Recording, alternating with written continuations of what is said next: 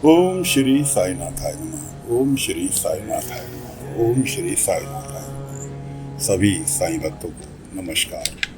साथियों, कथा प्रारंभ करते हैं। पिछले भाग में आपको सुनाया था कि जी रामदास जी ने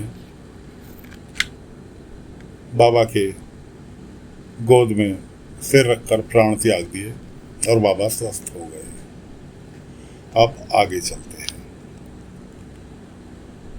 कुलकर्णी साहब का बेटा केशव द्वारका माई में बाबा के पास चूहे ने एक बिल बना रखा है द्वारका माई में। वो उसे बिल को बंद करने की प्रयास में बाबा ने उसे रोका कि केशव रहने दो, इसे ऐसे ही रहने दो। केशव ने कहा, साईं ये तो सामान काट के नुकसान पहुंचाता है। बाबा ने कहा, इसके बिल बंद करने की जगह अपने सामान की सुरक्षा स्वयं की जाए। बिल बंद कर दोगे, इसका अंदर बिल के अंदर दम घुटेगा, मर जाएगा। बिना वजह किसी जीव की हत्या करके क्यों पाप कमाना चाहते हो? इसलिए मेरा सुझाव यह है कि अपनी जो भी सामान, कीमती सामान है जिससे उम्मीद है कि जुआ नाश कर देगा, खराब कर देगा, उसे संभाल कर रखो।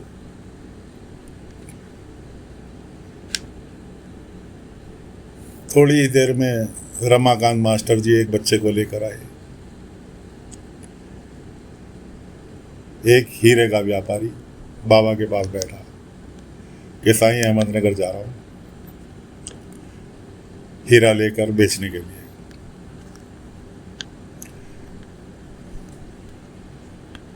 मास्टर जी से आए तो रमाकांत, बाबा ने पूछा, रमाकांत इस वक्त तुम यहाँ कैसे?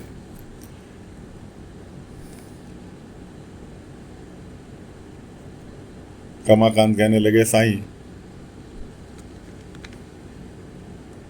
ये बच्चा है जो कि उल्टे जवाब देता है कि पढ़कर क्या होगा। पढ़ाई में से मन इसका नहीं लगता। इससे कोई बात कहो तो कहता पढ़कर क्या होगा। बाबा ने कहा, अच्छा। हीरे के व्यापारी बैठे थे। बाबा ने उनसे कहा कि तुम हीरा लेकर जा रहे हो अहमदनगर, क्या इसे यहीं साफ कर सकते हो, दिखा सकते हो? बाबा ने दिखाया। रमाकांत भी बैठ गए, उस बच्चे को भी बैठाया। बच्चे को दिखाया हीरा के, देखिए हीरा है। ये है क्या, कांच का टुकड़ा है, तो इसे हीरा का कहाँ है? हीरा, हीरे में तो बहुत चमक होती है। बाबा ने हीरे के व्यापारी से कहा, क्या तुम इसे अभी तराश सकते हो, साफ कर सकते हो? ने कहा, हाँ साईं। उन्होंने क्या किया, कैसे किया? उन्होंने हीरे को साफ कर दिया। अब हीरा तो हीरा है, उसकी चमक। अब जब बाबा ने बच्चे को दिखाया, हाँ साईं ये तो हीरा है। बाबा ने कहा, पहले कांच का टुकड़ा बताया था ना तुमने, पढ़ाई भी तुम्हारी कांच के टुकड़े के समान है। पढ़ोगे, पढ़ने के बाद हीरा बन जाओगे। नहीं पढ़ोगे तो एक कांच के टुकड़े के, हीरा भी कांच का टुकड़ा दिखाई देता है। बच्चे के समझ में आया। बाबा ने बच्चे से कहा, बताओ। नहीं साईं, मैं रोज प्रतिदिन पाठशाला जाऊंगा, मुझे हीरे जैसा बनना है। उधर अहमदनगर में एक व्यक्ति ने सरकारी लोन लिया होगा, उसका घर नीलामी पे। बाबा का भक्त नीलामी की बोली शुरू हो गई। पति पत्नी दोनों रहते थे। पति बाबा का बहुत बड़ा भक्त, बाबा की घर में तस्वीर लगा रखी, और पत्नी बाबा को इतना नहीं मानती थी।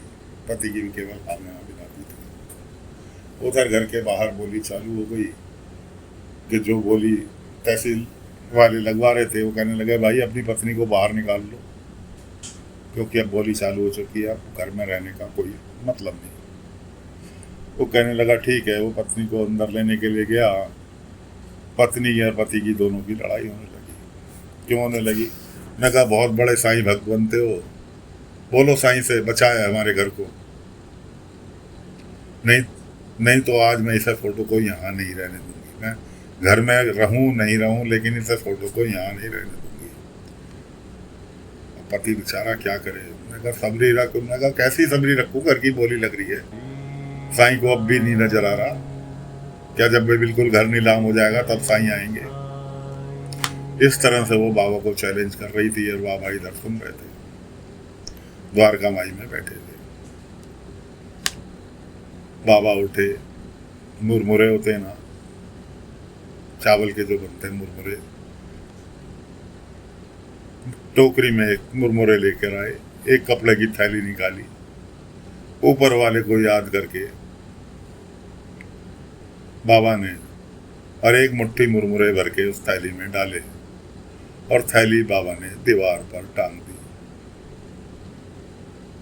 इधर बाबा ने द्वारका माई की दीवार पर थैली टांगी, उधर पति पत्नी के झगड़े में पत्नी ने पति को धक्का दिया, पति जाके दूर गिरा और उसने बाबा की फोटो उतार ली। जहाँ बाबा की तस्वीर घर में पूजा गृह में टंगी हुई थी उनके, उसने उतार ली। जैसे ही तस्वीर उतारी, एक थैली उछट के जमीन में जाकर गिरी और उस व्यक्ति ने जो उस थैली खोल के देखी तो उसके अंदर सोने के सिक्के उसे नजर आए। सोने के सिक्के, जिसके वो व्यक्ति के पास 1 रुपया ना हो और उसके सोने के सिक्के की थैली बाबा की तस्वीर के पीछे से गिरे तो क्या समझेंगे? थैली देखी और बोली चल रही थी बाहर। वो पत्नी को लेकर बाहर को आया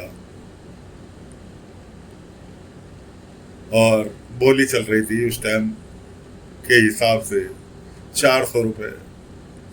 उसने कहा 450। दूसरे ने, कोई पब्लिक में बैठा था, उसने कहा 470। उसने खुद कहा 500 रुपये दूंगा। अब 500 रुपये का नाम सुन के बड़े बड़े जो बोली लगाने वाले बैठे थे, सबके चेहरे पर पसीना आया। बोली फिर छूट गई उसी के ना, क्योंकि सरकारी कार्य चल रहा था। अब जो पटवारी आया हुआ था बोली लगवाने के लिए, तहसीलदार और पटवारी, बोली तो छोड़ दी उसके नाम। उसने कहा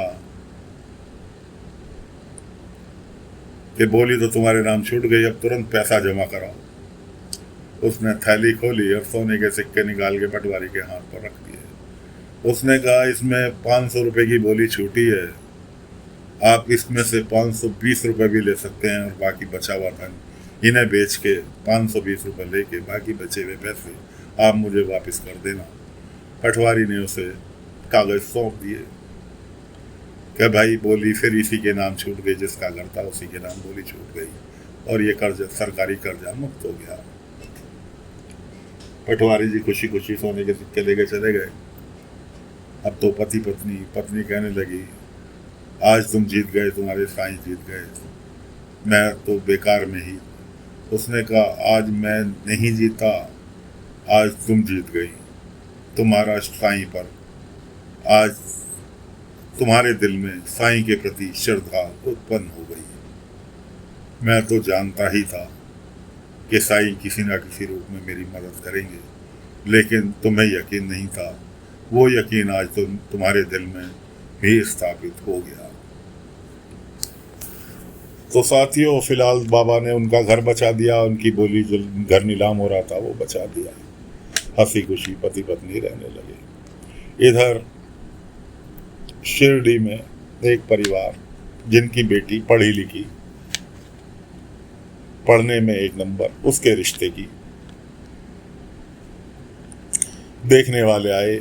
माँ बेटी, अकेली बेटी घर में, पिता ने को पढ़ाया बेटी को, माँ भी अच्छी, 3 जनों का परिवार। माँ बेटी से कह रही कि तू जल्दी से तैयार हो जा, तुझे देखने वाले आने वाले। बेटी भी खुशी खुशी तैयार हो गई। घर में पढ़ने वाला बच्चा होगा तो किताबें लगेंगी। ठीक ठाक परिवार, लड़के वाले कि जी हमारा लड़का मैट्रिक पास है, सरकारी नौकर है, तुम्हारे नसीब अच्छे हैं जो तुम्हारे यहाँ हम रिश्ते के लिए आ गए, वरना बहुत सारे रिश्ते हैं। कि हाँ जी हमारा नसीब अच्छा है जो आप हमारे यहाँ आ गए। खैर जी, रिश्ते की सारी बातचीत पक्की सी हो गई। उसके बाद लड़के के बाप की निगाह पड़ी किताबों पे। ये किताबें किसकी है? उन्होंने कहा हमारी बेटी की किताबें हैं। अरे ये तो अच्छी बात है, पढ़ी लिखी बेटी चाहिए, होनी चाहिए, और घर में हिसाब किताब के बाप क्या बैठा अपनी लड़की की बढ़ियाई करते हुए कि हमारी बेटी ने मैट्रिक पूरे जिले में अव्वल आई है। अब तो लड़के के माता पिता के तेवर बदल गए। लड़के ने कान में अपने बाप के कुछ कहा और तीनों जने रिश्ते के खिलाफ हो गए। बाप कहने लगा लड़के का, यह रिश्ता नहीं हो सकता जी। कि क्यों भैया, अभी तो रिश्ता हो रहा था, अभी कैसे नहीं हो? नहीं जी, इतनी पढ़ी लिखी बहू नहीं चाहिए जो हमारे सिर पे बैठ के राज करे। पढ़ी लिखी हो ठीक है, और इतना पढ़ना लिखना जाने, हिसाब किताब देख ले, इतनी ज़्यादा पढ़ी लिखी नहीं चाहिए, ये रिश्ता तो हो ही नहीं सकता। बहुत रोका, बहुत खुशामद की, नहीं रुका जी। अब वो लड़की भी बाबा, पूरा परिवार ही बाबा का भक्त था। वो लड़की गई, उनके जाने के बाद बाबा के पास अपनी सारी किताबें रख कर बोली, साईं, माँ सरस्वती ज्ञान का रूप है, उनकी पूजा सबसे बड़ी पूजा कही जाती है, लेकिन आज यही मेरे खिलाफ हो रही है, जो कि रिश्ते वाले 4 बात सुनाकर चले गए। खैर, इस तरह से दुख का माहौल घर में उनके। उधर द्वारका माई में बाबा के पास 2 सज्जन आए, पति पत्नी, कि साईं आपके पास एक विशेष काम से आए हैं, आज हमारी मदद करो। बाबा ने कहा बताओ।